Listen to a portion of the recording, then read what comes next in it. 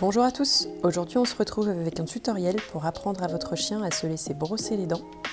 Pour le matériel, il vous faudra une bonne dose de friandises ou de croquettes de la ration de votre chien, une brosse à dents pour enfants ou pour bébés, pour les petits gabarits, et enfin du gel buccal pour animaux qui, contrairement aux produits pour humains, peut être avalé. On commence par habituer notre chien à tolérer qu'on lui touche le museau, le nez, les babines et la zone de la bouche. Si votre chien n'y a jamais été habitué, ça peut prendre un peu de temps, mais allez-y pas à pas. Récompensez chaque effort qui se traduit par de l'immobilité, d'abord quelques secondes, puis on peut allonger la durée du contact.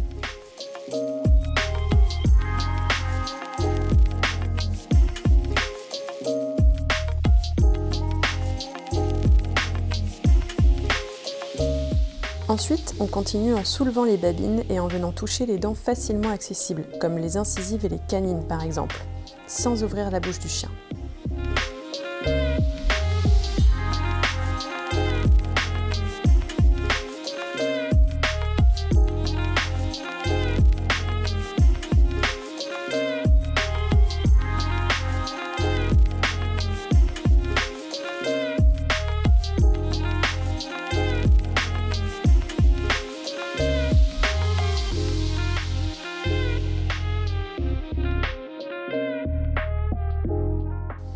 L'étape suivante consiste à faire découvrir la texture, le goût et l'odeur du gel buccal à notre chien. Il en existe plusieurs sortes avec des arômes différents, avec ou sans antiseptiques, à adapter selon l'existence d'une pathologie bucco-dentaire chez votre animal ou s'il s'agit au contraire de prévention pour limiter la plaque dentaire et le dépôt de tartre sur les dents. On peut par la suite en appliquer au doigt sur quelques dents pour que l'animal s'habitue au goût. Et bien sûr, on n'oublie pas de récompenser généreusement la moindre coopération. Dans tous les cas, je le répète, les produits pur humains sont à proscrire car ils ne peuvent être avalés.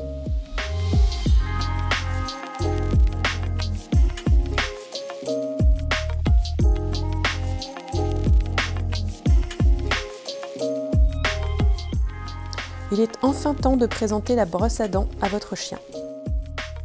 Montrez-lui l'objet et récompensez chaque fois qu'il le regarde, le renifle ou s'y intéresse pour donner une valeur positive à cet objet.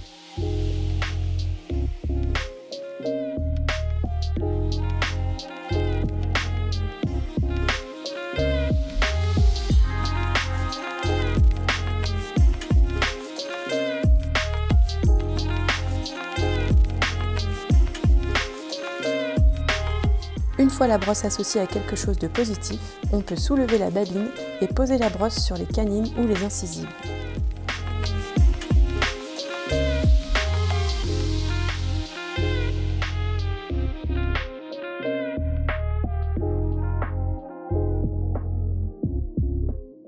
Puis faire la même chose en ayant mis du gel sur la brosse à dents.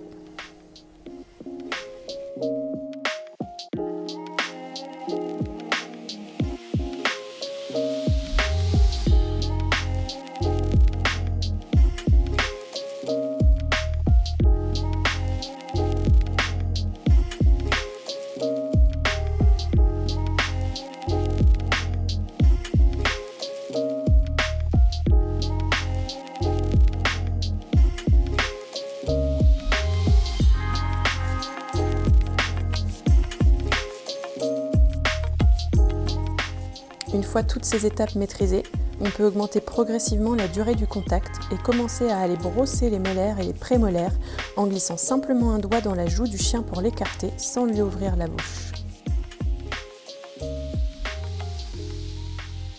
Le brossage idéal est circulaire sur la surface externe des dents et permet à la brosse de glisser délicatement sous le bord des gencives pour déloger les bactéries responsables des infections. Il dure en moyenne 30 secondes par mâchoire et par côté. Attention, je voudrais aborder ici une notion très importante dans tous les apprentissages de manière générale, celle du consentement. Si votre animal émet des signes d'inconfort, tourne la tête, se dégage, vocalise, etc., arrêtez la manipulation. S'il revient, vous pourrez reprendre en diminuant la difficulté de votre demande, soit en diminuant la durée, soit en revenant à l'étape précédente, soit en augmentant la valeur de la récompense en quantité ou en utilisant quelque chose de plus appétant, soit en interrompant la séance. Une erreur fréquente est de faire des séances trop longues. Il vaut mieux des séances très courtes, régulières et qui se passent bien, plutôt que de sensibiliser son animal et de le dégoûter en ne respectant pas ses limites.